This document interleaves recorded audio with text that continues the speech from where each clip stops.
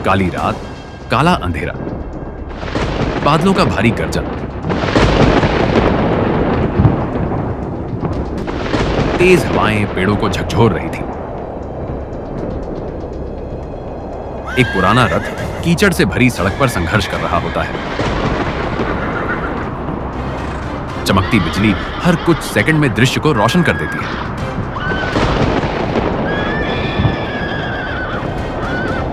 रथ में बैठे व्यक्ति के चेहरे पर एक अजीब सी शांति दिखाई देती है, जो थे उस समय के महान गुरु आचार्य चाणक्य। नमस्कार दोस्तों, एक समय की बात है जब आचार्य चाणक्य कहीं सफर पर निकले हुए थे। तभी अचानक मौसम खराब हो जाता है और वो एक व्यक्ति के पास जाते हैं और पानी पिलाने का आग्रह करते हैं। तो चलिए शुरू करते हैं वो सफर।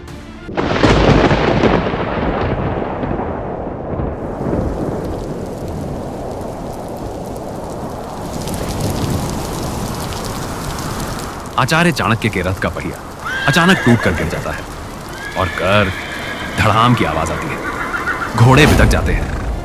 सरपट भागती हवा में चाणक्य का अंगोछा लहराता है। वे अकेले ही किसी अनजान जगह पर तूफान से लड़ीएच रहे होते हैं। यहां ऐसा लगता है कि वो किसी दुश्मन की रणनीति का शिकार हो गए हैं। तभी दूर, बहुत दूर, एक झिलमिलाती सी रोशनी एक छोटी सी झोपड़ी आचार्य को दिखाई दी। बारिश के बीच एक लड़का मिट्टी में घुटनों तक ढसा हुआ, हाथ में फावड़ा, चेहरे पर दृढ़ निश्चय। नाम था आरव। वह खेत में पानी के बहाव को बदल रहा था, क्योंकि बारिश बहुत तेज थी और अगर वो ऐसा न करता तो निश्चित ही फसल बर्बाद होने का डर था। और उनके पास एक और मौसम का इंतजार करने लायक पर्याप्त भोजन भी नहीं था। उसकी मां दूर से चिल्लाती है, आरव अंदर आजा, तूफान बढ़ रहा है। आरव चिल्लाता है, बस 2 मिनट मां, फसल नहीं डूबनी चाहिए। यही संघर्ष, यही ईमानदारी, यही जिम्मेदारी उसकी पहचान है।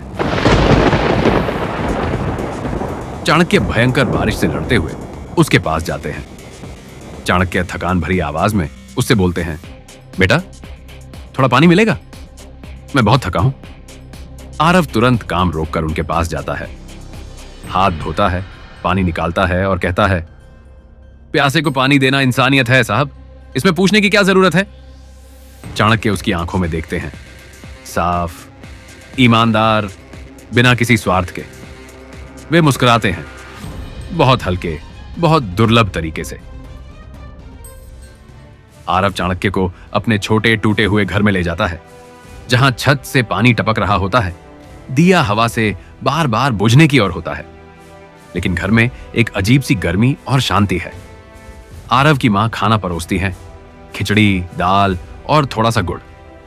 मां बोलती है, ज्यादा तो नहीं है हमारे पास, पर ये सब जो है आपके सामने है। चाणक्य थाली देखते हैं। उन्हें पता है ये भोजन इस समय महलों की दावतों से ज्यादा मूल्यवान और स्वादिष्ट है। अब आरव मां से कहता है, मां आओ तुम भी खाना खा लो। मां मुस्कुराती हैं, हमारे यहां पहले मेहमान भोजन ग्रहण करते हैं, फिर हम। हमारे यहां के संस्कार यही सिखाते हैं। चाणक्य के मन में सम्मान भर उठता है। और फिर सुबह की धूप झोपड़ी में चमकती है। तूफान थम चुका होता है। चाणक्य रवानगी से पहले एक सोने का सिक्का निकालते हैं और उस लड्ढैचे को देने को होते हैं इस आतिथ्य के लिए। ये आरव का चेहरा बदल जाता है। वह हाथ पीछे कर लेता है। आरव बोलता है, आतिथ्य बेचा नहीं जाता आचार्य, हमने इंसानियत निभाई है, कोई सौदा नहीं किया। चाणक्य ठिठक से जाते हैं। ये शब्द, ये दृढ़ता, ये चरित्र सदियों में एक बार जन्म लेते हैं। अचानक घोड़ों की तेज आवाज आती है। धूल उड़ती, राजसी सैनिकों की पंक्ति लगातार धूल को दबा रही थी। एक सैनिक घोड़े से कूदकर चिल्लाता है, आचार्य गुरु चाणक्य महाराज आपकी खोज में व्याकुल हैं। आरव और उसकी मां की हैरानी की नजर से देखते हैं। जब उन्हें पता चलता है तो उनकी आंखें फैली की फैली रह जाती हैं।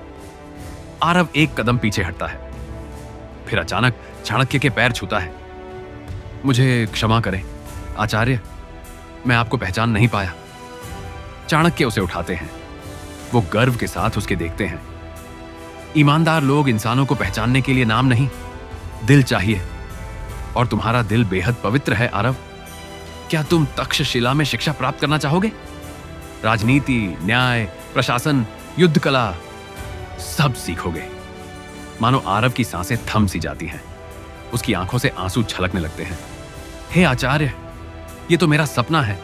लेकिन मां, ये बोलकर वो चुप हो जाता है और अजीब सी शांति ठहर जाती है वहां। ये सब सुनकर मां उसके कंधे पर हाथ रखती है, उसके आंसू पोंछती हैं। गर्व, खुशी और दर्द सब एक साथ छलकने लगता है। जाओ बेटा, तेरी ईमानदारी ने आज तुझे पहचान दी है। बाकी सब भगवान और तेरी मेहनत पर छोड़ देते हैं। आरव सैनिकों के साथ रथ में बैठता है। चाणक्य के सामने बैठकर गहरी, बुद्धिमान निगाहों से उसे देखते हैं। रथ आगे बढ़ता है। आरव पीछे मुड़कर अपनी मां को देखता है, जो आंसू पोंछते हुए मुस्कुरा रही होती है। तो दोस्तों, आपने सुना यहां किस तरह से चाणक्य ने एक ईमानदार व्यक्ति की खोज करके उसे सही दिशा निर्देश देते हैं। ईमानदारी वह रोशनी है जो तूफान में भी बुझती नहीं, और वही रोशनी किसी की पूरी दुनिया बदल देती है।